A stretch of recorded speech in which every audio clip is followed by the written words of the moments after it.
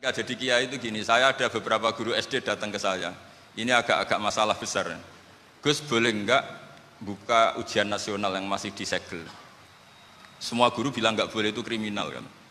Ada satu guru yang bikin analogi agak kacau. Boleh saja. Wong ujian di kuburan saja dibocorkan para kiai enggak apa-apa. Itu. Warahmatullahi wabarakatuh. Bismillahirrahmanirrahim. Allahumma sholli wa sallim ala sayyidina Muhammadin wa ala alihi washabbihi asma'in nama ba'du. Sedanten ingkang kula hormati wabil khusus teman bapak kula Kiai Haji Agus Ali Masyuri. Beberapa kiai yang tanpa ngurangi rasa hormat, saya hormati semua. Ini ada beberapa Gus. Ini saya ngaji insyaallah 1/4 jam. 1/4 jam nanti yang menghisap Gus Kausar berapa Gus? 10 menit. 10 menit. Begini, sebetulnya saya membela semua umat Islam itu ahlul jannah.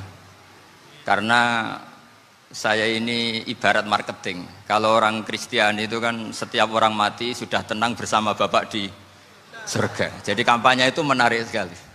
Sementara kita sudah kiai, sudah imam masjid, sudah ulama, masih saja dikhawatirkan su'ul khotimah. Ini kalau kampanye ini tidak imbang, ini nanti saya takut kalah. Makanya saya bilang pokoknya semua orang mukmin itu ahlul jannah. Karena memang asli hadisnya seperti itu, man qala la ilaha illallah dakhalal jannah. Bahwa kemudian ada beberapa kiai yang mungkin wataknya itu pesimis, kemudian bikin sekian aturan-aturan yang sebetulnya itu cerminan dari pesimisnya, terus akan-akan masuk surga itu susahnya bukan main. Nah itu saya tidak setuju, karena tadi pasti kalah dengan kampanye sebelah yang setiap orang mati dibilang sudah tenang bersama Bapak apa? Di surga. Jadi ini penting. Terus kedua saya bilang agama ini sudah begitu baik. Masa kunci surga sudah dibocorkan, miftahul jannah la ilaha illallah. Masa sudah pegang kuncinya nggak jadi masuk surga, itu kan aneh. Ya sudah masuk saja, tapi tidak usah minta bantuan saya, masuk aja, kan sudah pegang kuncinya. Terus ketiga, kenangan terburuk saya ketika jadi kiai itu gini, saya ada beberapa guru SD datang ke saya. Ini agak-agak masalah besar. Gus, boleh enggak buka ujian nasional yang masih disegel? Semua guru bilang nggak boleh, itu kriminal kan. Ada satu guru yang bikin analogi agak kacau. Boleh saja. Wong ujian di kuburan saja dibocorkan para kiai nggak apa-apa. Itu.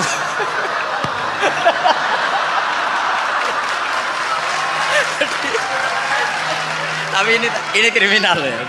Perhatian kepada kiai, nggak boleh memukul pemateri.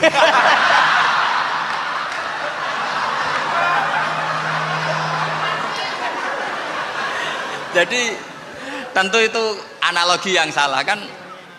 Marrobuka kan, Tuhan kamu siapa, nabi kamu.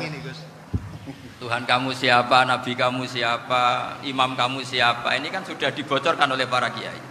Artinya apa? Nak raiso jawab kebablasan gitu. Terus guru ini berpikir kalau ujian akhirat sekrusial itu saja bisa dibocorkan, kenapa ujian nasional tidak boleh? Tentu ini kias yang salah, saya tidak ngajari seperti itu. Tapi saya ngajari ke kalian betapa mudahnya masuk surga. Kunci jawaban sudah dikasih, kunci pintu masuk sudah dikasih. Kok sampai tidak masuk, ini kebablasan. Paling salah gurunya. Jadi ini kenapa saya sering cerita orang mukmin semuanya itu min ahlil jannah, itu saya jamin. Sama tidak usah takut su'ul khotimah, tidak usah takut berlebihan seperti itu. Karena setahu saya, setidaknya saya mewakili ulama zaman ini. Rata-rata guru kita ini bermadzhab Syadzili dalam berkeyakinan berpikir tentang Allah. Di antara ini yang mulai saya ngomong serius, supaya tadi kan guyonannya sudah diambil Gus Reza sama Gus Kausar. Saya tahu kenapa mereka guyon. Kalau ngomong serius takut kalah sama saya.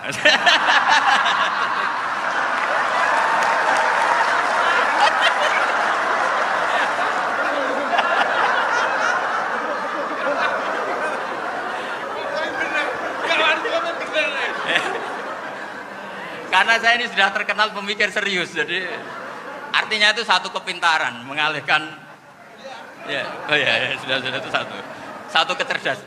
Tidak hanya ngalim tapi butuh cerdas. Betul cerdas. Jadi itu bukti beliau-beliau ini cerdas itu.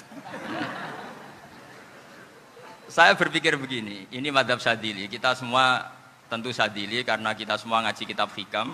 Kita tahu kitab hikam itu muridnya Abul Abbas Al-Mursi. Abul Abbas Al-Mursi muridnya Syekh Abil Hasan apa?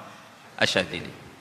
Saya masih ingat betul makalah itu dan saya ulang-ulang. Setiap saya ngajar di sarang saya ajarkan itu. Kilali kata Abul Hasan Asy-Syadzili, saya pernah dapat hatif, dapat semacam ilham. Apa makna min syarril waswasil khannas? Itu kata beliau dijawab oleh hatif itu. Hatif itu nggak perlu diterjemah tadi ada karena tadi diajarin itu. Apa yang dihidupkan itu nggak perlu dijelaskan. kata hatif tadi, waswasun yadkhulu bainaka wa baina habibika. Yunsika altofahu alhasanah wa yudzakiruka af'alaka asai'ah wa yukassiru indaka dzatas shimal wa yuqallilu indaka dzatal yamin liya'dila bika an husni dzanni billah ila su'i dzanni billah. Jadi yang dikatakan waswas adalah kamu digiring untuk hanya ingat sisi-sisi kamu yang negatif, dilupakan bahwa Anda punya sisi-sisi yang positif. Misalnya seperti ini, mungkin secara fikih tadi banser-banser tegas, wah ini masalah lelaki perempuan dipisahkan gini-gini. Tapi kenapa Ghazali bilang ya sudah gini gak apa-apa. Sebetulnya ada rukhsah itu karena ini di depan umum. Yang paling pantangan Nabi itu la yakhluwanna rajulun bimra'atin. Ini ada yang menjaminnya gitu. Malah khawatir saya di sini dipisah tapi setelah berduaan nggak bisa. Jadi toleransinya karena ini di depan umum. Itu masih ada toleransinya. La yakhluwanna rajulun bimra'atin.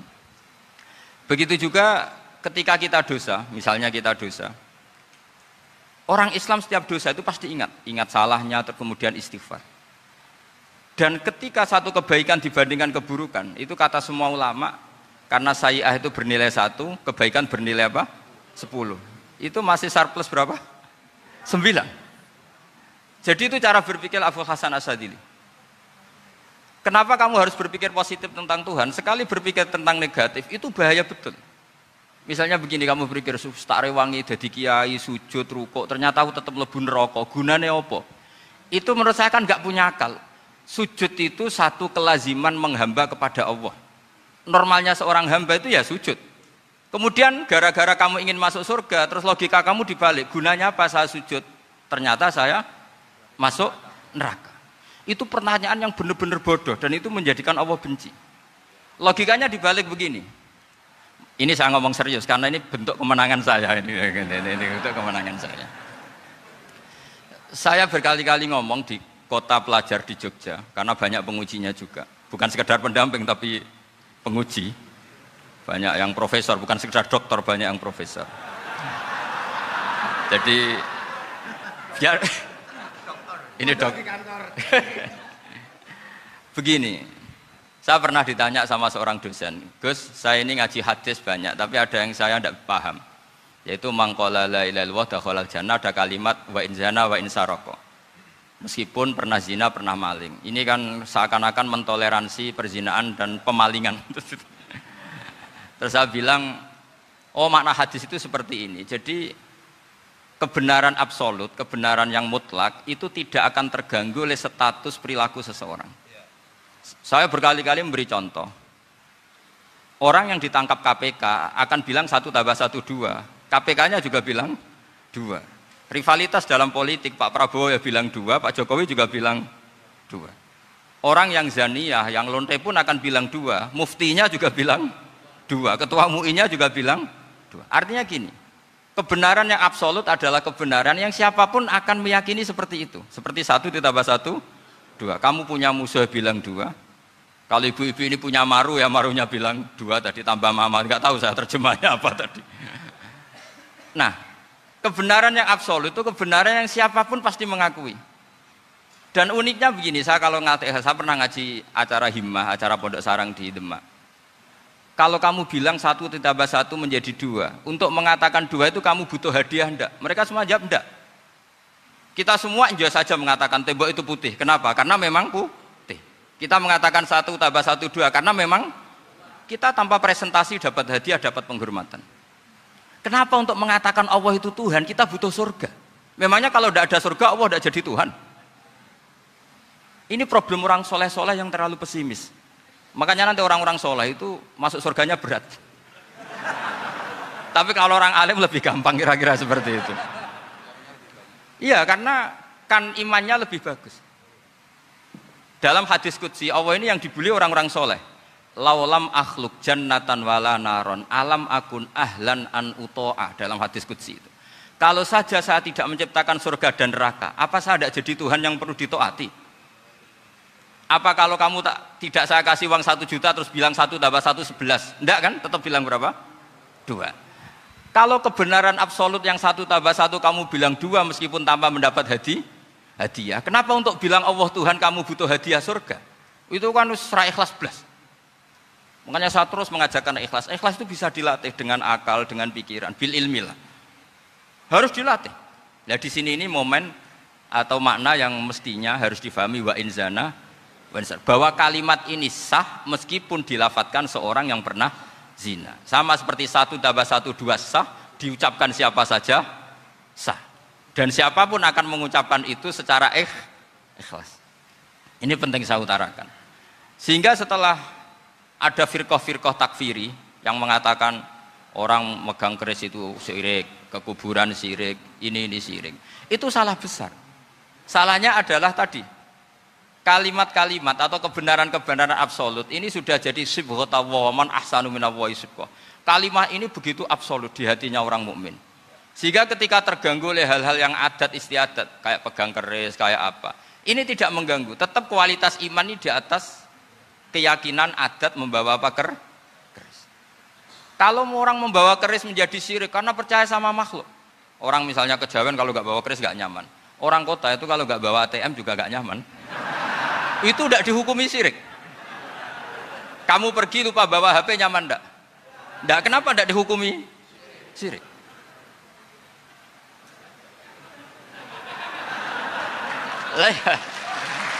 Jadi ini logika-logika. Jadi makanya ini Gus Reza boleh ngeritik saya. Saya tuh berkali-kali bilang, saya termasuk ulama yang mau bikin gerakan cangkem elek.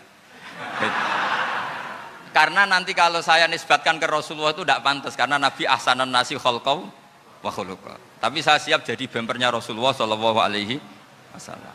Pernah ada diskusi di Jakarta, ini kisah nyata. Apa dalilnya setelah sholat salaman? Mana hadisnya? Itu dijawab hadisnya tentu kita kesulitan. Kalaupun ada hadisnya dhaif semua yang masalah musafahan. Akhirnya mau tidak mau dijawab pakai cangkem elek. Boleh enggak kamu setelah salam nyalain HP yang off? Boleh. Boleh enggak ke kamar mandi? Boleh. Oh berarti kencing boleh, nyalain HP boleh, yang enggak boleh itu ingat Allah. Karena mereka mengkritik wiridan, ngeritik salam. Akhirnya mikir deh. Ada enggak hadisnya orang setelah sholat nyalain HP? Enggak ada kan? Tapi mereka nyalain HP enggak hambatan, tapi untuk salaman masalahkan. Ke kamar mandi boleh, tapi untuk wiridan enggak boleh. Akhirnya mereka sadar, oh iya. Lama-lama dibisi gini yang kelompok itu. Kamu itu korban aliran supaya kamu enggak ingat Allah, ingatnya HP-nya. Sehingga orang wiridan kamu kritik, orang nyalain HP enggak kamu kritik. Itu kelompok itu adalah kelompok orang-orang yang supaya orang Islam itu lupa Tuhannya. Itu gerakan cangkem elek, tapi jadikan orang sadar. Jadi ini penting. Jadi kalau kamu tidak bisa bela agama dengan jalan yang lurus karena tidak bakat gitu, nggak apa-apa pakai cangkem elek tadi. Karena nggak mungkin gerakan ini dinisbatkan kepada Rasulullah Shallallahu Alaihi Wasallam. Kalau soal sanad, saya punya sekian sanad tentang itu, tapi tidak usah kamu ikuti. Ada orang tanya, ya Pak Kiai kalau setan dibakar di neraka panasan enggak? Ya panasan. Loh kan setan dari api, ngapain harus panasan? Kan materinya sama. Terus Kak Kiai tadi gak kesulitan, dia ngambil pasir, disawur di wajahnya. Wah sakit Kiai, kamu kan dari tanah, kena tanah kok. Jadi itu ada sekian, artinya gini ya, kalau kesulitan jawab pakai baik-baik ya sudah pakai cangkem elek itu aja. Karena tapi tentu kan gerakan ini tidak mungkin dinisbatkan kepada para nabi. Tapi saya pastikan meskipun nggak bisa dinisbatkan kepada para nabi dari segi cangkem elek tadi, tapi secara semangat itu sama. Saya punya sekian contoh. Benar Gus Riza tadi gojok saya ngawur-ngawurnya itu masih punya sanad. Itu pas saya ngawur pun masih punya apa? Sanad. Nabi Ibrahim itu ketika faja'alahum juzatan illa kabiral lahum itu si berhala paling besar dikasih kapak. Ketika mereka geger, ini siapa yang berhala kecil? Kata mereka, sami'na fata yadhkuruhum yuqalu lahu Ibrahim. Ya kira-kira Ibrahim lah gitu. Terus setelah Ibrahim didatangkan, siapa yang melakukan ini semua? Ini jawaban Nabi Ibrahim, bal fa'alahu kabiruhum hadza. Ya tanya yang bawa pedal, saya kan tidak bawa. Terus kata orang-orang, otak kamu itu di mana? Masa berhala disuruh nanya, kan nggak bisa ngomong. Ibrahim kembalikan, uffil lakum wa lima ta'buduna min dunillah. Lalu otak kamu di mana? Sudah tahu nggak bisa ngomong kok disembah gitu. Itu ada kata uffin. Uffin itu kalau diterjemah kira-kira ya agak-agak jancuk gitu. Kira-kira seperti itu. Ya kira-kira seperti itu. Jadi sekarang dalilnya jancuk apa Gus? Pakai jancuk biasa kalau misalnya saya bilang sudah. Gimana? Jancuk itu dari daksu, dak tinggalkanlah suan perkara sing elek. Krono ilate wong Surabaya kakean rawon, akhirnya ngomongnya jancuk.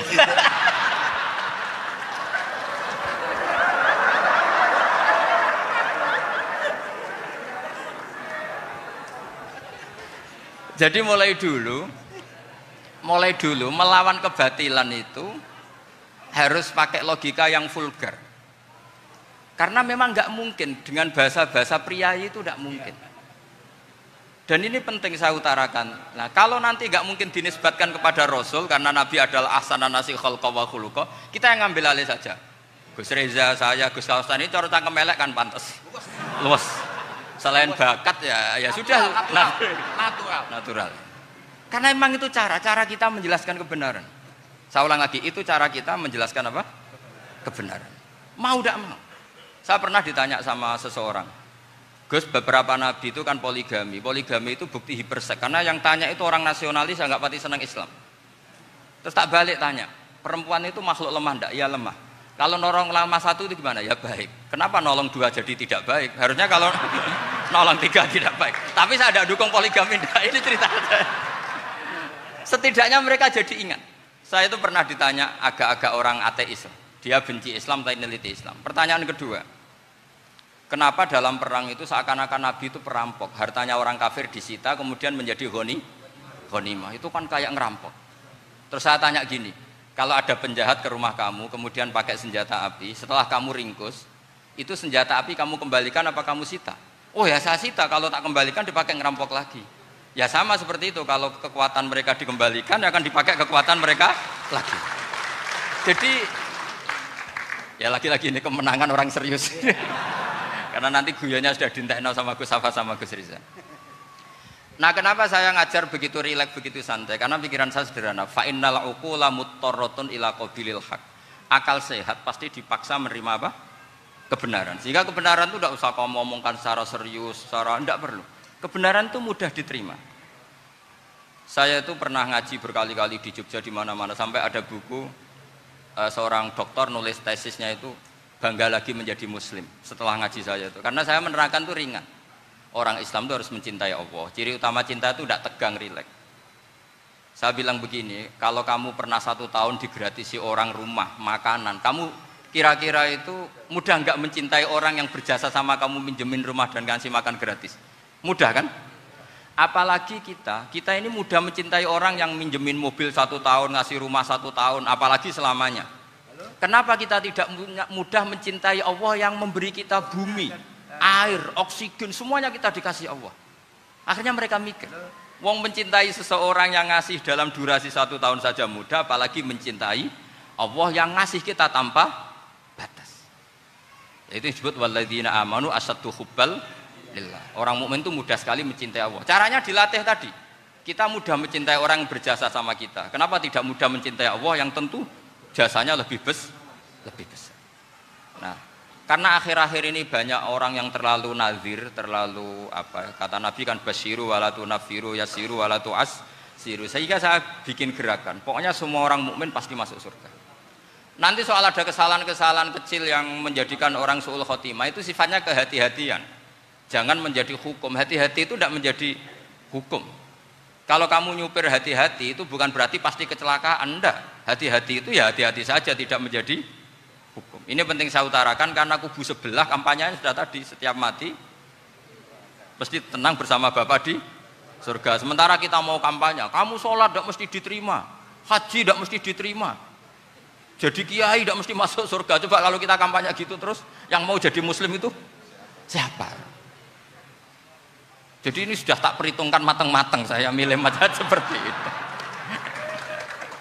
Ya ini saya pikir sudah, ini pembandingnya supaya punya waktu. Saya suka sekali. Nah ini yang sesi terakhir ya, sesi terakhir. Saya akan cerita fikih karena Nyun sewu Gus, ada iklan sebentar dari ibu-ibu, pentolan mic kurang dekat ke mulutnya Gus Baha. Sehingga suaranya tidak terdengar sampai ke belakang. Oh, gitu, pentolannya ya? Didekatkan Gus ke mulut. Ini kalau ngomong konotasinya itu mesti nyerempet. Sudah apa ya? Sudah ahlinya di situ. Ya malah ada di situ.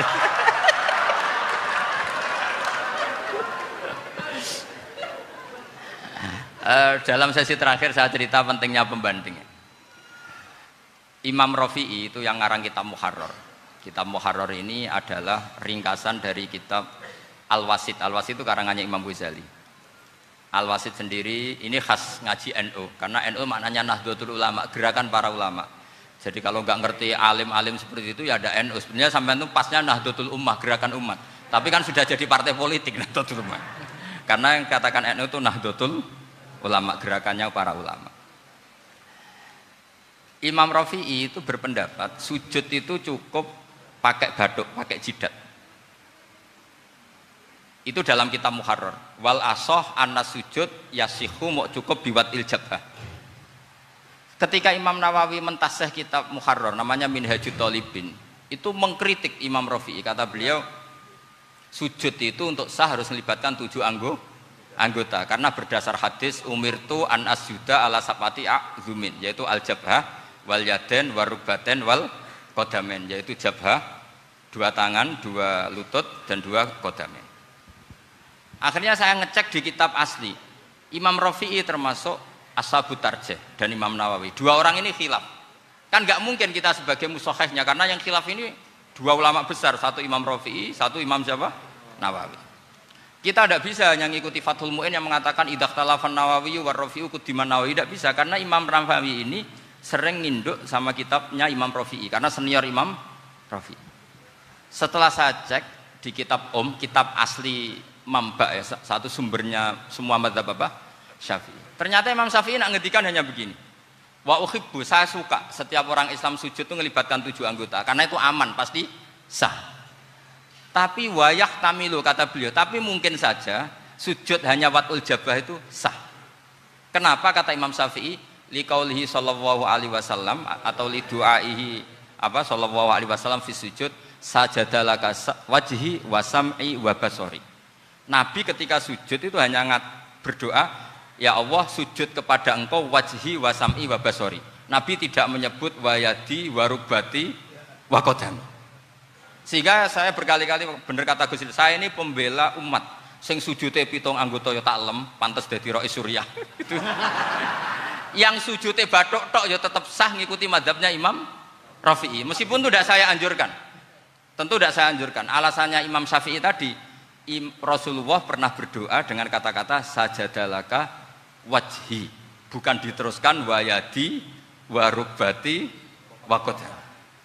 Sehingga fal khilaf huna bakin ala khiddati kalau dalam bahasa fikih. Khilaf biar tetap sesuai aturan khilaf masing-masing, nggak perlu kamu menggugurkan pendapat Rafi'i yang mengesahkan sujud hanya pakai jabah. Ini penting karena tadi seperti saya katakan, yang sujud anggota itu ya masuk swarga mergo pintere, sing nganggo bathuk tok yang mlebu swarga mergo gobloke tadi, karena aksaru ahlil jannah al-bulhu. Nah ini madhab saya. Jadi saya itu ingin umat Islam itu baik-baik saja. Iya betul. Madhabin jenengan. Ya. Karena tidak mungkin lah kita tidak bela Islam di zaman akhir, tidak mungkin, karena di kubu sebelah kampanyenya sudah seperti itu. Kalau kita ngomong ikhtiyat, kiai ra mesti mlebu swarga, sing salat ngethuk ra mesti husnul khotimah, Wah, akan jadi repot. Saya ini pengagum teori ikhlas. Dilatih bil ilmi, saya ulang lagi, dilatih bil ilmi. Saya ini malu. Malunya tadi, saya mengatakan 1 tambah 1 2, itu meskipun tidak ada yang memberi hadiah, tetap saya katakan 2. Saya mengatakan air itu dingin, tidak ada yang ngasih hadiah, saya akan bilang kalau air itu dingin, kalau api itu panas. Untuk hakikat-hakikat seperti itu saja saya jujur tanpa ingin imbalan. Tapi ketika hakikat mengenai Allah kok saya minta imbalan surga dan neraka, ini apa-apaan? Kira-kira gitulah, Rois Suriah macam apa gitu.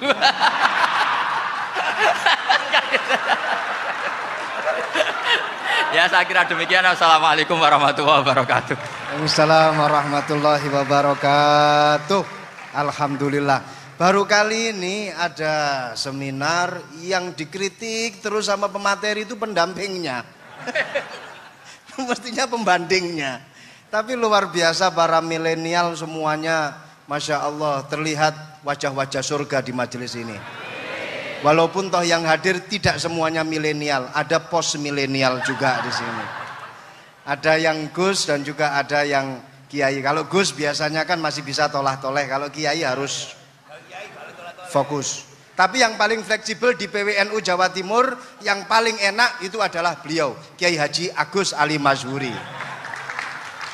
Enaknya pripun? Dadi Kiai ya iso, dadi Gus ya iso. Itu posisinya paling enak di antara pengurus-pengurus yang lain. Tepuk tangan untuk beliau, enggak apa-apa.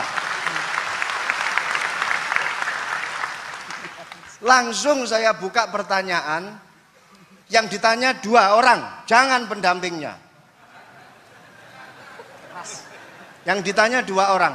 Kalau enggak Gus Baha, Gus Kausar. Saya hitung sampai 10, enggak ada pertanyaan, kita tutup dengan doa. 1, 10. Ada yang 2 mawon nggih, pertanyaannya 2. 1, monggo. Yang perempuan, saya ingin yang perempuan, monggo. Sudah 2. Silakan.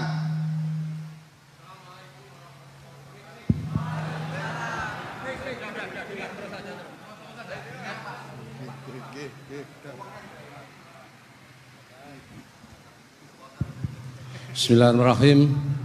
Assalamualaikum warahmatullahi wabarakatuh.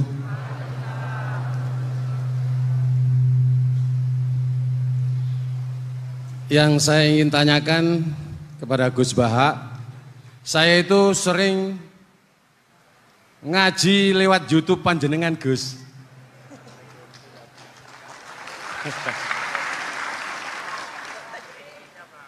Insya Allah ilmu saya tambah walaupun tidak banyak. Yang saya tanyakan, nopo ilmu kula niki barokah?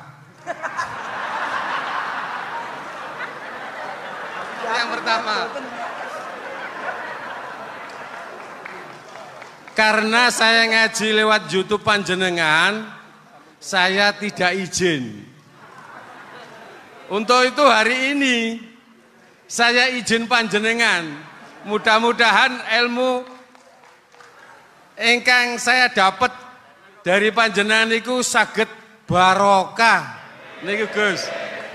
Terima kasih. Wassalamualaikum warahmatullahi wabarakatuh. Waalaikumsalam warahmatullahi wabarakatuh. Langsung mawon Gus nggih, yang satunya dulu. Siapa aja? Oh gitu. Monggo Gus. Itu tetap barokah dan kebaikan itu mah enggak perlu minta izin. Kalau kebaikan minta izin jadi repot. Jadi kalau dalam kitab fikih disebut iktifaan bil idzni syar'i, karena syara akan selalu memberi izin sama kebaikan. Itu udah hanya masalah YouTube sampean. Tadi melihat wajah Gus Ali ibadah, pamit dulu. Nanti kalau ada orang alim lewat mau lihat juga pamit dulu. Lama-lama mau baca sholawat, ya Rasulullah pamit dulu mau baca sholawat. Jadi semua kebaikan itu cukup iktifaan bil idzni syar'i. Ya jelas ini ya. Oke, terima kasih. Jangan lupa pulsane tuku dhewe lek ndelok YouTube. Wifi-nya juga jangan nyolong. Harus passwordnya izin kepada yang punya wifi. Baru nanti 100% barokah. Mbak yang belakang bisa berdiri. Yang mau tanya tadi. Ya, silakan. Bismillahirrahmanirrahim. Assalamualaikum warahmatullahi wabarakatuh.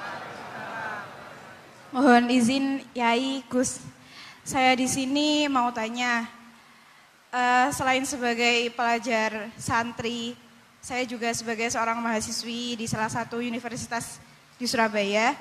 Yang saya tanyakan sebagai pemuda milenial, kita semua tahu bagaimana keadaan demokrasi negara Indonesia saat ini. Yang saya tanyakan, bentuk dari hubul waton minal iman. Hubul waton di sini, bolehkah saya sebagai seorang mahasiswi menyuarakan pendapat saya, berjuang bentuk ijtihad demi keadilan berupa demonstrasi.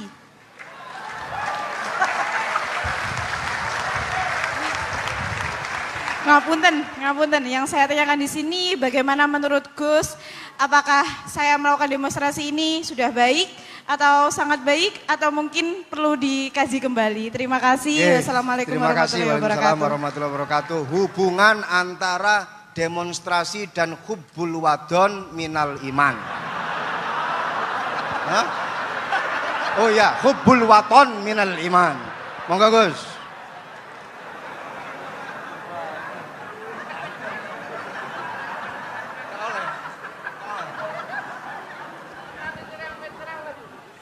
Ini benar-benar ahli loh aku. Begini kan, demonstrasi itu kan makna pokoknya itu kan apa? Memperlihatkan. Makanya demonstrasi kekuatan maknanya ya show ya, memperlihatkan satu apa? Kekuatan. Sehingga kalau dalam Islam itu ya fleksibel, asal itu tidak merugikan orang lain, tidak anarkis, tidak mandorot bagi kelompok lain tentu boleh. Bahkan kalau tidak apa? Menyuarakan suara kita tentu dengan cara-cara yang tetap islami ya, itu malah kita disalahkan karena berarti tidak ikut bertanggung jawab terhadap proses bernegara, tapi tentu disuarakan secara konstitusional dan secara baik.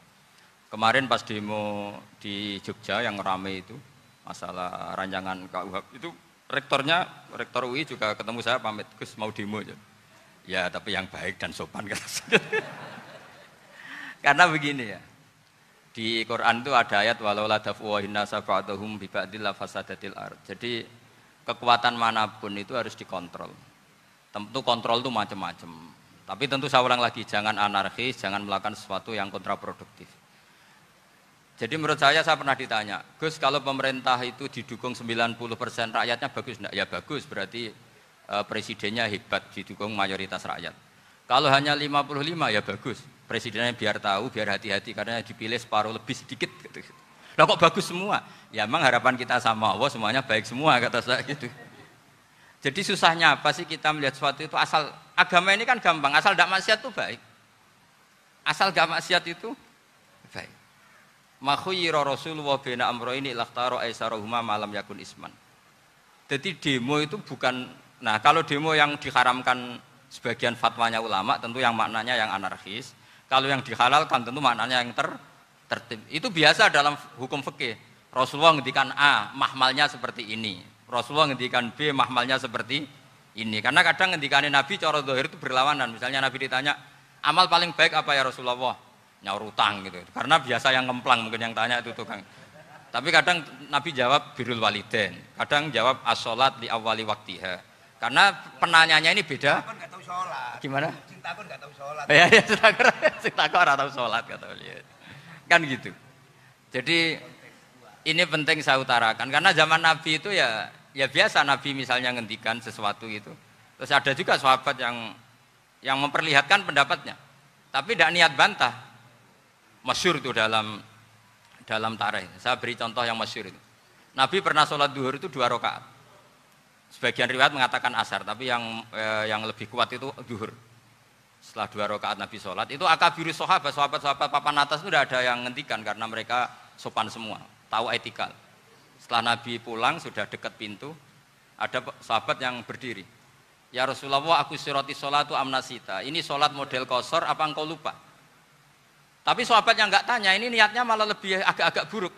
Baguslah kalau sholat terbaru 2, berarti besok ya 2. Karena pakai teori nasah mansuh, berarti hukum itu pakai yang terbaru.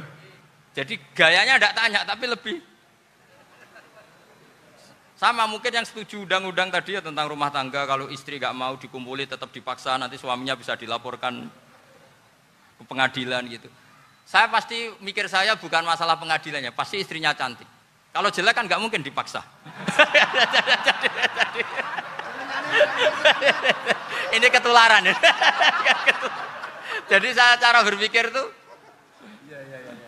Jadi tak pikir lucunya saja, bukan pikir serius. Ketularan sudah ketularan ini. Karena keburukan itu mudah nular.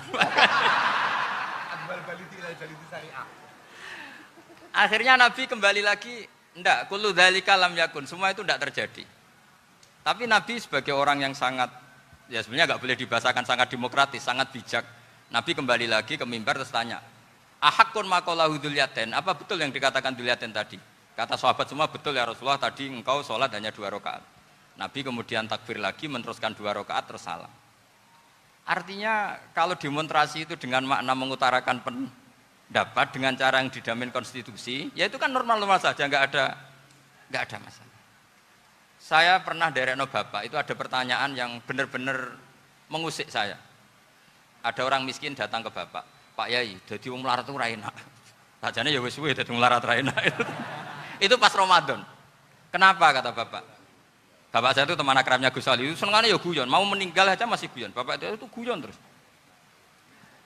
Kenapa aja? Sudah puasa nggak makan, buruh orang, macul itu kan berat. Mau istirahat nggak boleh karena buruh orang. Enak dadi wong sugih puasa diam di rumah gini-gini terus. Terus kata bapak saya gini, enak wong melarat. Dadi wong sugih nak poso berat. Kok sakit ya? Esok mangan pecel, awan rawon, engkok sore sidik sate. Jadi yang harus ditinggalkan itu banyak. Nak sampean kan biasa meninggalkan itu semua. Semenjak itu dia, oh iya, nak ngono podo-podo abot. Jadi hasutnya pada orang kaya terus nggak ada. Nah ini pentingnya ilmu, jadi pentingnya pendamping tadi itu. Setelah diberi jelasan, oh maturuni ternyata podo-podo abot gitu. Dia nggak tahu susahnya jadi orang kaya. Ya sama seperti tadi, ya saya puasa, kerja gini-gini, bojo sitok elek, terus jadi yang bojone 4 cantik semua abot aku. Karena harus ninggalkan 4 yang cantik tadi, yang bisa menghidupkan tadi itu. Itu kan juga demonstrasi, artinya mengutarakan apa yang, jadi itu saya pikir seperti itu. Ya ini, pokoknya gitu aja. Assalamualaikum warahmatullahi wabarakatuh. Waalaikumsalam.